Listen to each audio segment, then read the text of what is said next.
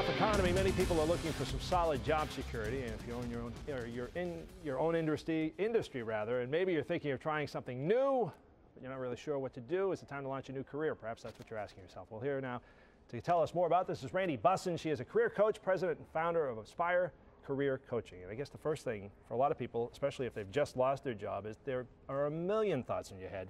You're trying to get it all scoped down to know exactly what you should try next. Is that right? Right. That's a really good point. And that's a question that most clients typically ask, and they come in and they say, where do I start?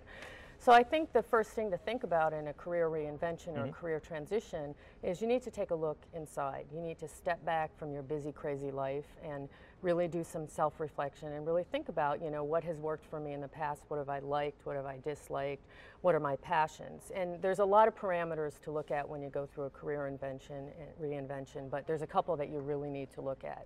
The first is motivated skills. What are you good at? And then from what are you good at, where do you get your satisfaction? And often they're not the same. So people are really good at something, but there's no satisfaction. So you want to separate that out. Sure, and I see a lot of people, it's kind of a jumping off point for a lot of people, wondering, okay, I'm going to change jobs. Should I change industries perhaps? Because we're seeing a lot of people, maybe what you did in the past doesn't have much of a future anymore. That's right, and a lot of people are thinking about, well, should I leave my industry? And so a couple points I would make there is, if your industry is retrenching, like we see in financial services, you might want to think about moving to a new industry.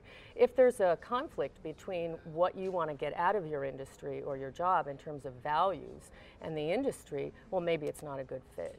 Maybe you're looking for work-life balance and time flexibility and you're working in consulting. Not necessarily a good fit for your values, so you might want to think about switching. What about thinking about going back to school, if you can pull it off? For some people, they can't. They have to put money on the table, feed the family, food on the table rather. Right. What about that? Or is there a way of maybe doing both?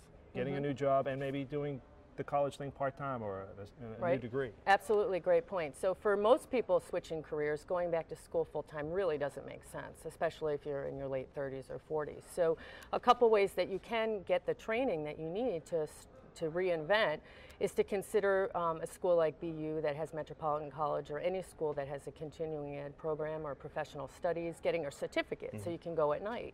Or you can join a professional association for the new field that you want to get into and get a certificate through the professional association.